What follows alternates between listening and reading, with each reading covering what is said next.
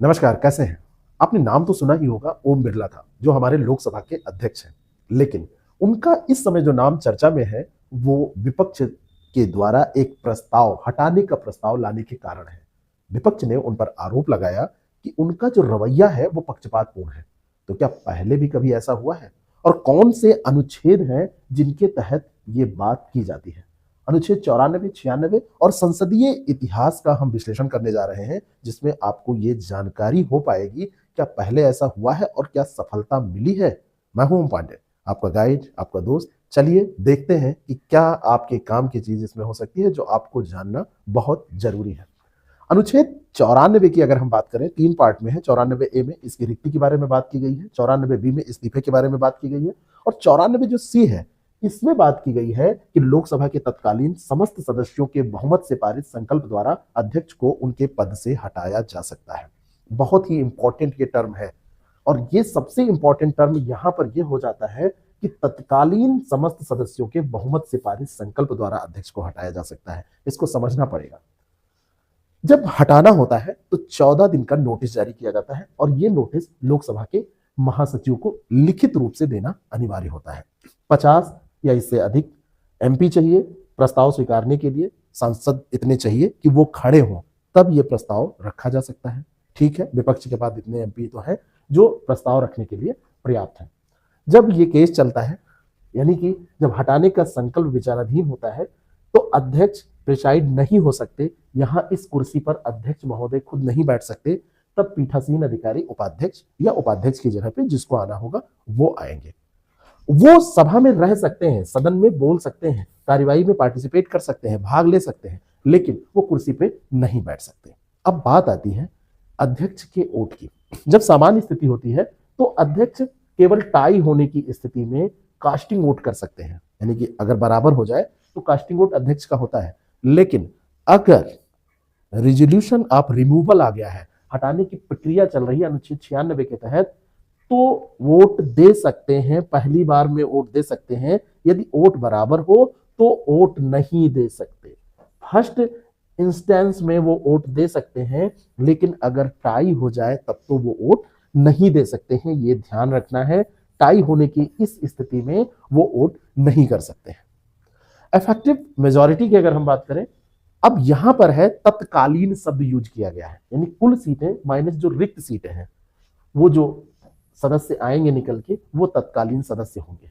यानी अगर तत्कालीन सदस्य की हम बात करें तो ऐसे आप निकालेंगे, और ये साधारण बहुमत से थोड़ा सा अलग और कठिन है ना, थोड़ा सा अलग और कठिन है। अब आप देखिए, विपक्ष के पास अगर संख्या बल की बात करें तो एनडीए के पास 293, ठीक है, मेजॉरिटी 272 प्लस, ये मैजिक नंबर होता है, इससे ज्यादा है ही है इनके पास, ये मेजॉरिटी में है। इंडिया के पास 238 है, जो वो पूरा गठबंधन है उसके पास 238 है।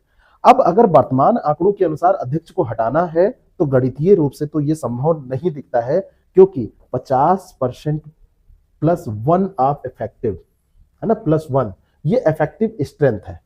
अगर 50% और उसमें एक जोड़ दिया जाए तो 50% से एक ज्यादा, ये इफेक्टिव स्ट्रेंथ है, और ये तो इनको मिल नहीं पाएगी। कैसे मिल पाएगी? क्योंकि इनके पास 238 ही है, तो ये तो नहीं हो पाएगा। अभी तक अगर देखा जाए तो पूरे भारतीय इतिहास में किसी भी अध्यक्ष को पद से नहीं हटाया गया है, और इस बार भी ये नहीं हो पाएगा, बिल्कुल नहीं हो पाएगा, क्योंकि इनके पास संख्या ही नहीं। बात 1954 की है, जीवी मावलंकर के खिलाफ ऐसा प्रस्ताव लाया गया है ना, प्रपोजल फॉर रिमूवल लाया गया, लेकिन वो नहीं, प्रस्ताव गिर गया। 1966 में हुकुम सिंह के खिलाफ लाया गया, तब भी प्रस्ताव गिर गया, और 1987 में बलराम जाखड़ के खिलाफ लाया गया, तब भी यह प्रस्ताव गिर गया। अभी तक किसी भी अध्यक्ष को हटाया नहीं गया है।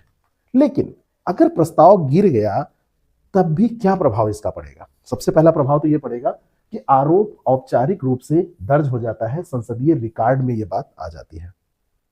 प्रतीकात्मक विरोध होता है, निष्पक्षता पर सवाल उठते हैं, और नैतिक दबाव बनता है। भविष्य की कोई कार्रवाई करने से पहले अध्यक्ष महोदय सोचेंगे कि हो सकता है हमारे खिलाफ फिर से ऐसी बात हो जाए, और ये नजीर पेश हो जाती है आगे के लिए। कोई भी अध्यक्ष कुछ भी करने से पहले ऐसा सोचता है।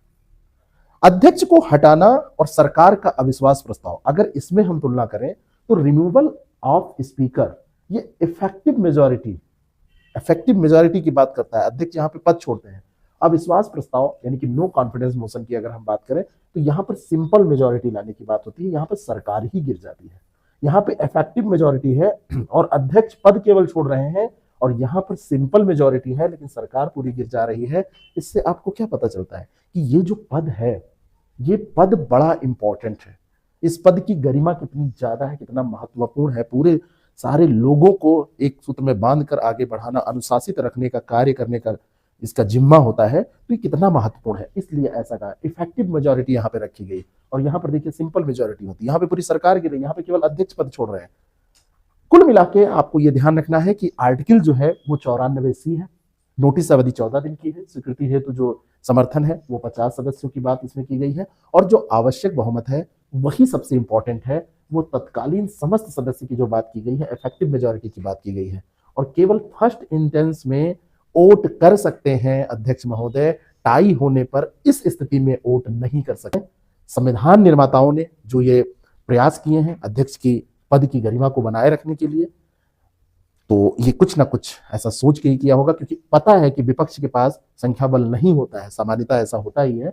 लेकिन अनुच्छेद 94 ये सुनिश्चित जरूर करता है कि अध्यक्ष सदन के प्रति जवाबदेह रहे, और ये संसदीय लोकतंत्र के चेक एंड बैलेंस का प्रतीक आप मान सकते हैं कि पता है कि ठीक है उनके पास मेजॉरिटी नहीं है, ऐसा नहीं हो सकता है, लेकिन चेक एंड बैलेंस के लिए ये जरूरी होता है।